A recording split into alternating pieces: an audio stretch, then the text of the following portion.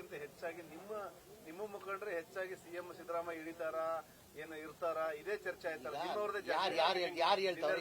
ಎರಡು dinner meeting ಅದು ಬೆಂಬಲಿಗರು ಒಂದ್ ಕಡೆ, ಸಿದ್ದರಾಮಯ್ಯ ಬೆಳಗಾಂ ಅಲ್ಲಿ ಅಸೆಂಬ್ಲಿ ಟೈಮ್ ಅಲ್ಲಿ ಎಲ್ಲಾಲ್ ಒಬ್ಬೊಬ್ರು ಲೀಡರ್ ಏನ್ ಮಾಡ್ತಾರೆ, ಮಧ್ಯಾಹ್ನ ಊಟಕ್ಕೆ ಕರೀತಾರೆ, ಸಾಯಂಕಾಲ ಊಟಕ್ಕೆ ಕರೀತಾರೆ. ಇದು ಏನು ಹೊಸ ಪದ್ಧತಿ ಇಲ್ಲ. ಬಿಜೆಪಿದಲ್ಲೂ ಅಷ್ಟೇ, ಜೆಡಿಎಸ್ ಇದ್ರೂ ಅಷ್ಟೇ, ಕಾಂಗ್ರೆಸ್ ಇಲ್ಲೂ ಅಷ್ಟೇ.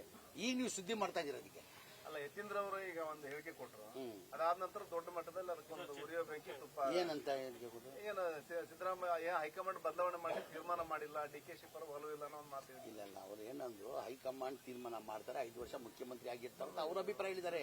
ಈಗ ನನ್ನ ಅಭಿಪ್ರಾಯನೂ ಅದೇನೆ. ಸಿದ್ದರಾಮಯ್ಯ 2028ವರೆಗೂ ಮುಖ್ಯಮಂತ್ರಿ ಆಗಿರ್ಬೇಕಂತ ನನ್ನ ಅಭಿಪ್ರಾಯ.